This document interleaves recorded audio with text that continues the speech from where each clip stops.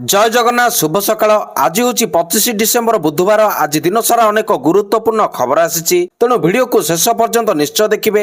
आ channel को subscribe कर video को लाइक करदेवे। एथिसह आपण केउं जिल्लार एही खबर देखुचंती कमेंट कर निश्चय जणाइदेवे। तबे आसंतु आज दिनर 20टी बड़ खबर उपरे नजर पकाइबा। आजिर प्रथम खबर, आंबेडकरଙ୍କ विरोधରେ षडयंत्र କରିଥିଲା कांग्रेस। बाबा साहेब आंबेडकर प्रसंग को नहीं मुख्यमंत्री मोहन माझीଙ୍କ प्रेस मीट। कांग्रेस सरकारଙ୍କ ସମୟରେ नेहरू बाबा साहेब आंबेडकर को असम्मान करथिबा कथा कहले मुख्यमंत्री। गृहमंत्री अमित शाह राज्यसभा रे देथिबा मंतव्य को नहीं एबे राजनैतिक तुम्भी तोफान लागि रहिछि। एबे अमित शाह को क्षमा प्रार्थना करबाकू दाबी करा जायछि। तेबे अमित शाह नुहे बरं कांग्रेस सारा देशवासी को क्षमा मागु बोली कहिसंती मोहन माझी। परवर्ती खबर, सक्रिय हेउछि लघुचाप, आहुरी हेब वर्षा।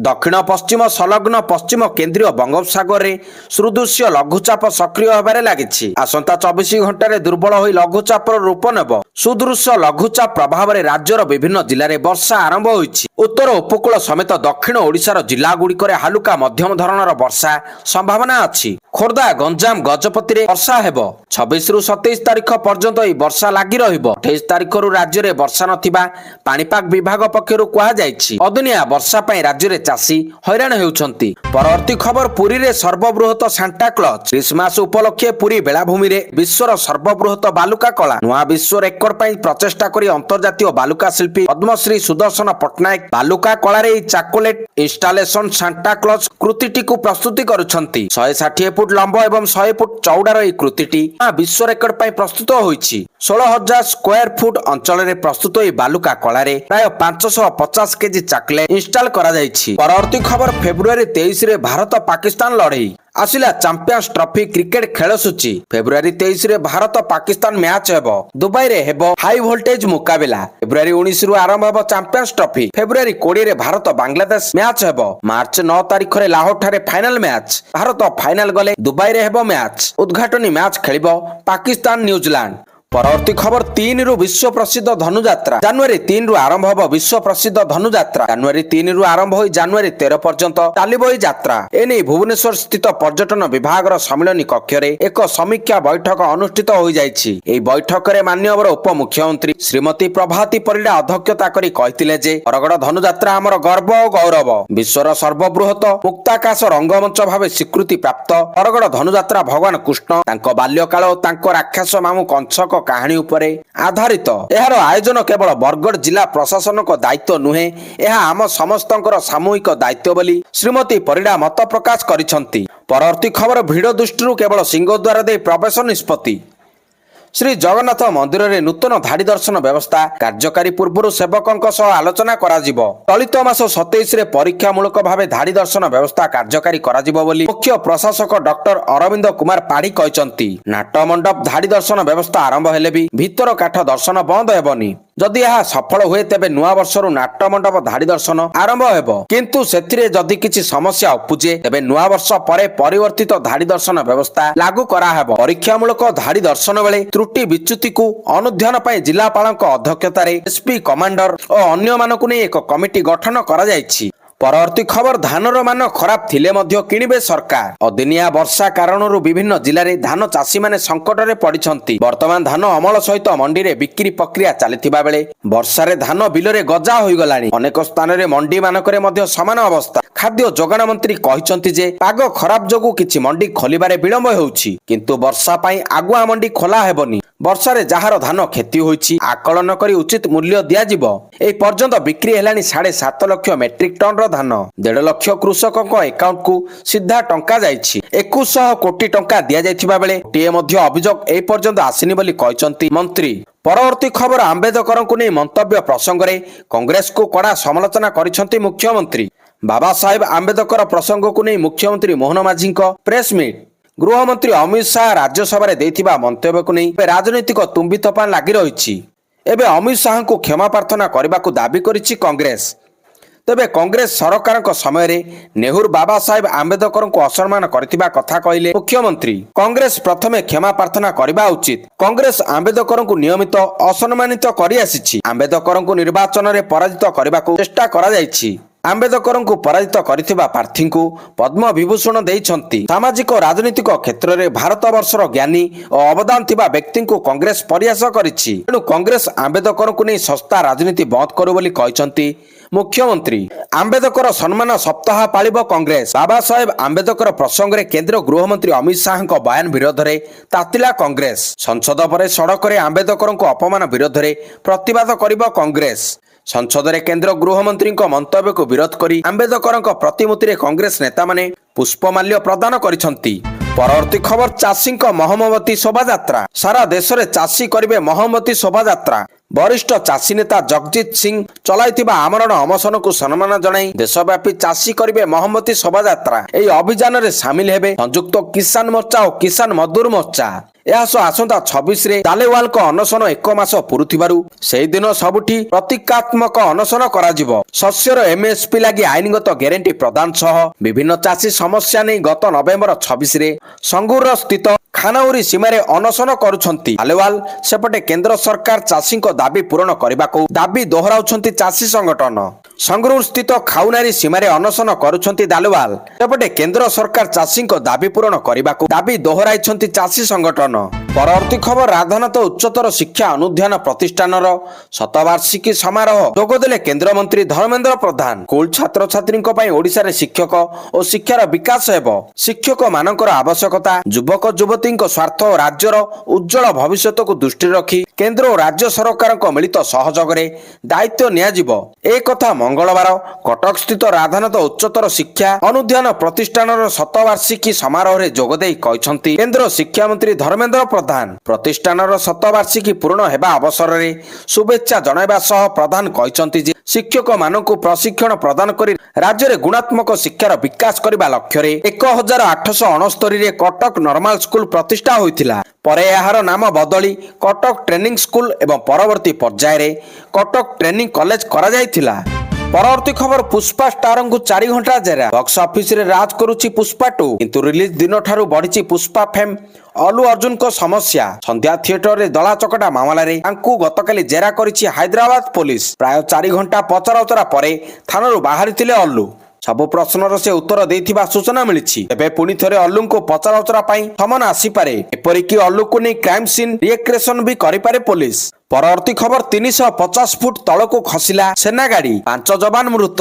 ଜମ୍ମୁ କାଶ୍ମୀରର ପୁଞ୍ଚ ଜିଲ୍ଲା ଅନ୍ତର୍ଗତ ମେନ୍ଧାର ସ୍ଥିତ ବାଲନୋଇରେ ଭୟଙ୍କର ସଡ଼କ ଦୁର୍ଘଟଣା ଘଟିଛି। ସୁରକ୍ଷା କର୍ମୀଙ୍କୁ ନେଇ ଯାଉଥିବା ଗୋଟିଏ ସେନା ଗାଡି ଗତକାଲି ଭାରସାମ୍ୟ ହରାଇ ରାସ୍ତାରୁ ସିଧା 350 ଫୁଟ ଘାଇକୁ ଖସି ପଡିଛି। ଏଥିରେ ବର୍ତ୍ତମାନ ସୁଦ୍ଧା 5 ଜଣ ଯବାନଙ୍କ ମୃତ୍ୟୁ ହୋଇଥିବା ବେଳେ ଅନେକ ଆହତ ହୋଇଛନ୍ତି। ସୂଚନା ମୁତାବକ ଅଣଓସାରିଆ ରାସ୍ତାରେ ଗାଡିଟି ଭାରସାମ୍ୟ ହରାଇଥିଲା, ଫଳରେ ଗାଡିଟି ସିଧା ସଡ଼କ ପଥରୁ 350 ଫୁଟ ତଳେ ଥିବା ଖାଇକୁ ଖସି ପଡିଥିଲା। ପରବର୍ତ୍ତୀ ଖବର, ଆଇଫିଲ୍ ଟାୱାରରେ ଲାଗିଲା ନିଆଁ। ଖ୍ରୀଷ୍ଟମାସ ପୂର୍ବ ସନ୍ଧ୍ୟାରେ ଏକ ବଡ଼ ଖବର ସାମ୍ନାକୁ ଆସିଛି। ଏଠାରେ ଫ୍ରାନ୍ସର ରାଜଧାନୀ ପ୍ୟାରିସ ସ୍ଥିତ ଆଇଫିଲ୍ ଟାୱାରରେ ନିଆଁ ଲାଗିବାର ସୂଚନା ମିଳିଛି। କୁହାଯାଉଛି ଯେ ଖ୍ରୀଷ୍ଟମାସର ପୂର୍ବ ସନ୍ଧ୍ୟାରେ ସେଠାରେ ଅନେକ ସଂଖ୍ୟାରେ ଲୋକଙ୍କ ଭିଡ଼ ଜମିଥିଲା। ସେଠାରେ 12,000 ଲୋକଙ୍କୁ ବାହାର ମଧ୍ୟ କରାଯାଇଛି। ମିଡିଆ ରିପୋର୍ଟ ମୁତାବକ ଖ୍ରୀଷ୍ଟମାସ ପୂର୍ବ ସନ୍ଧ୍ୟାରେ ପ୍ୟାରିସର ଆଇଫିଲ୍ ଟାୱାରର ପ୍ରଥମ ଏବଂ ଦ୍ୱିତୀୟ ମହଲାରେ ନିଆଁ ଲାଗିବା ପରେ ତାକୁ ଖାଲି କରାଯାଇଛି। ତେବେ ଆଜି ବିଶ୍ୱରେ 25 ଡିସେମ୍ବର ବଡ଼ଦିନ ଭାବରେ ପାଳନ ହେଉଛି। ଓଡ଼ିଶାରେ ମଧ୍ୟ ବଡ଼ଦିନ ବେଶ ଧୁମଧାମରେ ପାଳନ ହେଉଛି। ପରବର୍ତ୍ତୀ ଖବର, ଓଡ଼ିଶାର ନୂଆ ରାଜ୍ୟପାଳ ଭାବରେ ଡକ୍ଟର ହରିବାବୁ କମ୍ଭମପତି ନିଯୁକ୍ତ। ପୂର୍ବରୁ ମିଜୋରାମର ରାଜ୍ୟପାଳ ଥିଲେ ହରିବାବୁ।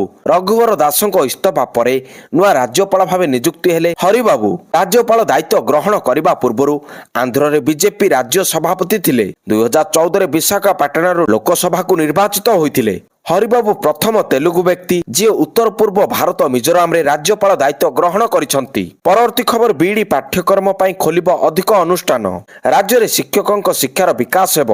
ବିଦ୍ୟାଳୟରେ ଅଧାରୁ ପାଠ ଛାଡୁଥିବା ଛାତ୍ରଛାତ୍ରୀଙ୍କ ହାର ହ୍ରାସ କରିବା ସରକାରଙ୍କ ମୁଖ୍ୟ ଉଦ୍ଦେଶ୍ୟ ବୋଲି କେନ୍ଦ୍ର ଶିକ୍ଷାମନ୍ତ୍ରୀ ଧର୍ମେନ୍ଦ୍ର ପ୍ରଧାନ କହିଛନ୍ତି। ପରବର୍ତ୍ତୀ ଖବର, ଓଡ଼ିଶା ଆସୁଛନ୍ତି ରାଷ୍ଟ୍ରପତି। 10 ତାରିଖରେ ଓଡ଼ିଶା ଆସିବେ ରାଷ୍ଟ୍ରପତି ଦ୍ରୌପଦୀ ମୁର୍ମୁ। ସୂଚନା ଦେଲେ ନଗର ଉନ୍ନୟନ ମନ୍ତ୍ରୀ କୃଷ୍ଣଚନ୍ଦ୍ର ମହାପାତ୍ର। ପ୍ରବାସୀ ଭାରତୀୟ ସମ୍ମିଳନୀ ଉଦ୍ଯାପନୀରେ ସାମିଲ ହେବେ ରାଷ୍ଟ୍ରପତି। ପ୍ରଧାନମନ୍ତ୍ରୀ ଓ ସ୍ୱରାଷ୍ଟ୍ର ମନ୍ତ୍ରୀ ଆସିବା ନେଇ ମଧ୍ୟ କାର୍ଯ୍ୟକ୍ରମ ରହିଛି। 140 ଦେଶରୁ 5,000ରୁ ଉର୍ଦ୍ଧ୍ୱ ପ୍ରବାସୀ ଭାରତୀୟ ଆସିବେ। ଶେଷ ଥର ପାଇଁ ପୁରୀରେ ଆୟୋଜିତ ନୌସେନା ଦିବସରେ ସାମିଲ ହେବା ପାଇଁ ରାଷ୍ଟ୍ରପତି ଦ୍ରୌପଦୀ ମୁର୍ମୁ ଓଡ଼ିଶା ଆସିଥିଲେ। ମହାପ୍ରଭୁ ଶ୍ରୀ ଜଗନ୍ନାଥଙ୍କ ଦର୍ଶନ କରିବା ସହ ଏକାଧିକ କାର୍ଯ୍ୟକ୍ରମରେ ଯୋଗ ଦେଇଥିଲେ ମହାମହିମ। ପରବର୍ତ୍ତୀ ଖବର, କୁନି ଝିଅକୁ ଝୁଣି ମାରିଦେଲା ବୁଲା କୁକୁର। ବୁଲା କୁକୁର ଝୁଣି ମାରିଦେଲେ କୁନି ଝିଅକୁ। ଏଭଳି ହୃଦୟ ବିଦାରକ ଘଟଣା ଘଟିଛି କୋରାପୁଟ ବରିଗୁମା ଥାନା ଅନ୍ତର୍ଗତ ଫୁପୁ ଗାଁରେ। ଗତକାଲି ଦ୍ୱିପ୍ରହରରେ ଚାନ୍ଦିନୀ ହରିଜନ ନିଜ ଭାଇ ସହ ଘର ନିକଟରେ ଥିବା ଜମିରେ ଖେଳିବାକୁ ଯାଇଥିଲା। ସେହି ସମୟରେ 4ରୁ 5ଟି ବୁଲା କୁକୁର ଆସି ପ୍ରଥମେ ଚାନ୍ଦିନୀକୁ ଆକ୍ରମଣ କରିଥିଲେ। ଭାଇ ଭୟରେ ସେହି ସ୍ଥାନ ଛାଡ଼ି ଦୌଡ଼ି ପଳାଇ ଆସିବା ପରେ ଗାଁରେ ଖବର ଦେଇଥିଲା। ସଙ୍ଗେ ସଙ୍ଗେ କିଛି ଲୋକ କୁକୁରଙ୍କୁ ଗୋଡ଼ାଇବା ପରେ ଝିଅକୁ ରକ୍ତ ଜୁଡୁବୁଡୁ ଅବସ୍ଥାରେ ଉଦ୍ଧାର କରି କୁମୁଲିପୁଟ ମେଡିକାଲକୁ ନେଇଥିଲେ, କିନ୍ତୁ ଡାକ୍ତର ଚାନ୍ଦିନୀକୁ ମୃତ ଘୋଷଣା କରିଥିଲେ। ପରବର୍ତ୍ତୀ ଖବର, ତେଜିଲା ଇଭିଏମ୍ ରାଜନୀତି। ଗତ ସାଧାରଣ ନିର୍ବାଚନରେ ଇଭିଏମ୍ ଜାଲିଆତି ନେଇ ଅଭିଯୋଗ କରିଛି ବିଜେଡି। ଏନେଇ ବିଜେଡି ସାଂସଦମାନେ ଗତକାଲି ନିର୍ବାଚନ କମିଶନ ଅଫ୍ ଇଣ୍ଡିଆକୁ ଭେଟିଥିଲେ, ଯେଉଁଥିରେ ବିଭିନ୍ନ ନିର୍ବାଚନ ମଣ୍ଡଳୀର ଉଦାହରଣ ଦେଇ ଅଭିଯୋଗ କରିଥିଲା ବିଜେଡି। ଏବେ ଏନେଇ ଅଭିଯୋଗ କରି ବିଜେଡି କହିଛି ଯେ ନିର୍ବାଚନ ପରେ ଓଡ଼ିଶାର 38,000 ବୁଥରେ ଦଳ ତରଫରୁ ଜିଲ୍ଲାପାଳଙ୍କୁ ଡାଟା ମାଗିଲୁ, କିନ୍ତୁ ସେମାନେ ତଥ୍ୟ ଦେଲେ ନାହିଁ। ଏହା ସର୍ବସାଧାରଣ ଡାଟା, କିନ୍ତୁ ଜିଲ୍ଲାପାଳମାନେ ତଥ୍ୟ ଦେଲେ ନାହିଁ। ରାଜ୍ୟ ସରକାର ବୋଧହୁଏ ଅଲିଖିତ ନିର୍ଦ୍ଦେଶ ଦେଇଛନ୍ତି ବୋଲି କଟାକ୍ଷ ଛଳରେ କହିଛନ୍ତି ବିଜେଡି ନେତା। ଆସିଲା ପରବର୍ତ୍ତୀ ଖବର, ଯୋଗାଣ ମନ୍ତ୍ରୀଙ୍କ ବଡ ବୟାନ, ତେଲ ଟାଙ୍କିରେ ହେଉଛି ଗଫଲତି। 371 ଟାଙ୍କିରେ ଆସୁଛି କମ୍ ତେଲ। ରାଜ୍ୟର ତେଲ ଟାଙ୍କିରେ ହେଉଛି ଗଫଲତି ଏବଂ ଓଜନରେ ଠକୁଛନ୍ତି ଗ୍ୟାସ୍ ଏଜେନ୍ସି। ଜାତୀୟ ଉପଭୋକ୍ତା ଦିବସ ରାଜ୍ୟସ୍ତରୀୟ କାର୍ଯ୍ୟକ୍ରମରେ ଯୋଗଦେଇ ଏମିତି କହିଛନ୍ତି ଯୋଗାଣ ମନ୍ତ୍ରୀ କୃଷ୍ଣଚନ୍ଦ୍ର ପାତ୍ର। ମନ୍ତ୍ରୀ କହିଛନ୍ତି ରାଜ୍ୟରେ 371 ଟାଙ୍କିରେ କମ୍ ତେଲ ଆସୁଛି। 5 ଲିଟର ତେଲ ନେଲେ 20ରୁ 30 ଗ୍ରାମ କମ୍ ଆସୁଛି। ସେହିଭଳି ଗ୍ୟାସରେ ମଧ୍ୟ ଠକେଇ ହେଉଛି। ସେଥିପାଇଁ ଜିଲ୍ଲା ସ୍ତର ଏବଂ ରାଜ୍ୟ ସ୍ତରରେ କନଜ୍ୟୁମର କୋର୍ଟକୁ ସଶକ୍ତ କରାଯିବ। ମୁଖ୍ୟମନ୍ତ୍ରୀ ଏହାକୁ ଗୁରୁତର ସହ ନେଇଛନ୍ତି। ତେଲ ଟାଙ୍କି ମାନଙ୍କରେ ଗ୍ୟାସ୍ ଏଜେନ୍ସି ଗୁଡ଼ିକରେ ଚେକ୍ କରିବାକୁ ପଡ଼ିବ ବୋଲି କହିଛନ୍ତି ମନ୍ତ୍ରୀ କୃଷ୍ଣଚନ୍ଦ୍ର ପାତ୍ର। ପରବର୍ତ୍ତୀ ଖବର, ଲୋକାର୍ପିତ ହେଲା ପୂର୍ବତନ ପ୍ରଧାନମନ୍ତ୍ରୀ ଭାରତ ରତ୍ନ ଅଟଳ ବିହାରୀ ବାଜପେୟୀଙ୍କ ବ୍ରୋଞ୍ଜ ପ୍ରତିମୂର୍ତ୍ତି। କଟକରେ ଏହି ପ୍ରତିମୂର୍ତ୍ତି ଲୋକାର୍ପିତ ହୋଇଛି। କଟକର ବେଲଭ୍ୟୁ ଛକରେ ପ୍ରତିମୂର୍ତ୍ତିକୁ ଉନ୍ମୋଚନ କରିଛନ୍ତି ମୁଖ୍ୟମନ୍ତ୍ରୀ ମୋହନ ଚରଣ ମାଝୀ। ଏହି ଲୋକାର୍ପଣ ଉତ୍ସବରେ କେନ୍ଦ୍ରମନ୍ତ୍ରୀ ଧର୍ମେନ୍ଦ୍ର ପ୍ରଧାନ, କଟକ ଏମ୍ପି ଭର୍ତ୍ତୃହରି ମାହାତାବ, ବାଙ୍କିର ବିଧାୟକଙ୍କ ସମେତ ବିଭିନ୍ନ ବିଭାଗର ମନ୍ତ୍ରୀ ଓ ବିଧାୟକମାନେ ଉପସ୍ଥିତ ଥିଲେ। ପରବର୍ତ୍ତୀ ଖବର, ଜାତୀୟ ଉପଭୋକ୍ତା ଦିବସ କାର୍ଯ୍ୟକ୍ରମରେ ସାମିଲ ହେଲେ ମୁଖ୍ୟମନ୍ତ୍ରୀ। କହିଲେ ମୁଁ ମଧ୍ୟ ହୋଇଥିଲି ଚିଟଫଣ୍ଡର ଶିକାର। ମୁଁ ବି ଚିଟଫଣ୍ଡର ଠକେଇ ଶିକାର ହୋଇଛି ବୋଲି କହିଲେ ମୁଖ୍ୟମନ୍ତ୍ରୀ। ଜାତୀୟ ଉପଭୋକ୍ତା ଦିବସ କାର୍ଯ୍ୟକ୍ରମରେ କହିଲେ ମୁଖ୍ୟମନ୍ତ୍ରୀ, ମୁଁ ଚିଟଫଣ୍ଡ ଠକେଇର ଶିକାର ହୋଇଛି। ଜାତୀୟ ଉପଭୋକ୍ତା ଦିବସ କାର୍ଯ୍ୟକ୍ରମରେ କହିଲେ ମୁଖ୍ୟମନ୍ତ୍ରୀ, 1990 ଓ 2002ରେ ଠକେଇ ଶିକାର ହୋଇଥିଲି। 1990 ଓ 2002ରେ ଠକେଇର ଶିକାର ହୋଇଥିଲି। ଗୋଟିଏ ସରକାରୀ ଏବଂ ଗୋଟିଏ ବେସରକାରୀ ସଂସ୍ଥା ଠକିଥିଲା ବୋଲି ମୁଖ୍ୟମନ୍ତ୍ରୀ କାର୍ଯ୍ୟକ୍ରମରେ କହିଛନ୍ତି। ପଇସା ଯୋଗାଡ଼ କରି ଦେଇଥିଲି, ହେଲେ ପରେ ଦେଖିଲି ସେହି ସଂସ୍ଥା ନାହିଁ ବୋଲି ମୁଖ୍ୟମନ୍ତ୍ରୀ ଅଭିଭାଷଣରେ କହିଛନ୍ତି। ରାସ୍ତା ଏତେ ଜଟିଳ ଥିଲା ଯେ ପଇସା ମିଳିଲା ନାହିଁ। 1986 ଆଇନକୁ 2019ରେ ସଂଶୋଧନ କରାଯାଇଛି। ମୋଦିଙ୍କ ଦିଗଦର୍ଶନରେ ଏହିସବୁ କଳାବାଟ ବନ୍ଦ ହୋଇଛି। ପରବର୍ତ୍ତୀ ଖବର, ରାଜଧାନୀରେ ଉଠା ଦୋକାନୀମାନଙ୍କୁ ଭେଣ୍ଡିଂ ଜୋନ୍ ଦିଆଯିବ, ସୂଚନା ଦେଲେ ସୁଲୋଚନା ଦାସ। ରାଜଧାନୀ ଉଠା ଦୋକାନୀମାନଙ୍କ ପାଇଁ ବଡ଼ ଝଟକା। ରାଜଧାନୀ ରାସ୍ତା କଡ଼ରୁ ସମସ୍ତ ଉଠା ଦୋକାନୀମାନଙ୍କୁ ହଟାଯିବା ନେଇ ସମୂହ ସଫେଇ କାର୍ଯ୍ୟ ସମୟରେ ସୂଚନା ଦେଲେ ମେୟର ସୁଲୋଚନା ଦାସ। ପ୍ରାୟ 55ଟି ରାସ୍ତାରୁ ସ୍ଥାୟୀ ଭାବେ ଉଠା ଦୋକାନୀମାନଙ୍କୁ ହଟାଯାଇ ସେମାନଙ୍କୁ ଭେଣ୍ଡିଂ ଜୋନ୍ ଦିଆଯିବ। ପ୍ରବାସୀ ଭାରତୀୟ ସମ୍ମିଳନୀ ପାଇଁ ସଜେଇ ହେଉଛି ରାଜଧାନୀ। ସେଥିପାଇଁ ରାଜଧାନୀର ରୂପରେଖା ସଜାଡ଼ିବା ପାଇଁ ଅଣ୍ଟା ଭିଡ଼ିଛି ବିଏମ୍ସି। ପରବର୍ତ୍ତୀ ଖବର, ହିମାଚଳରେ ଫସିଲେ ପର୍ଯ୍ୟଟକ। ହିମାଚଳ ପ୍ରଦେଶ ମନାଲିରେ ଫସିଛନ୍ତି ପର୍ଯ୍ୟଟକ। ପ୍ରବଳ ତୁଷାରପାତରୁ ମନାଲିର ସୋଲାଙ୍ଗ ଏବଂ ଅଟଳ ଟେନେଲରେ ଫସିଛନ୍ତି ହଜାର ହଜାର ସଂଖ୍ୟାରେ ପର୍ଯ୍ୟଟକ। ପ୍ରାୟ 1000ରୁ ଅଧିକ ଗାଡ଼ି ଫସି ରହିଛି। ପ୍ରବଳ ତୁଷାରପାତ ମଧ୍ୟରେ 700 ପର୍ଯ୍ୟଟକଙ୍କୁ ଉଦ୍ଧାର କରିଛି ଜିଲ୍ଲା ପ୍ରଶାସନର ରେସ୍କ୍ୟୁ ଟିମ୍। ମନାଲିର ସୋଲାଙ୍ଗ ନାଲାଠାରୁ ଆରମ୍ଭ କରି ଲେହ ମନାଲି ଜାତୀୟ ରାଜପଥ ମଧ୍ୟରେ ପ୍ରବଳ ବରଫପାତ ହୋଇଥିଲା। ତୁଷାରପାତରୁ ଗାଡ଼ି ଦୁର୍ଘଟଣାଗ୍ରସ୍ତ ହେବାର ଅଧିକ ସମ୍ଭାବନା ଥିବାରୁ ଅଟଳ ଟନେଲ ପାଖରେ ସମସ୍ତ ଗାଡ଼ିକୁ ପ୍ରଶାସନ ପକ୍ଷରୁ ଅଟକା ଯାଇଛି। ପରବର୍ତ୍ତୀ ଖବର, ପୁରୀରେ ଖୋଲିଲା ବାଲୁକା କଳା ପାର୍କ।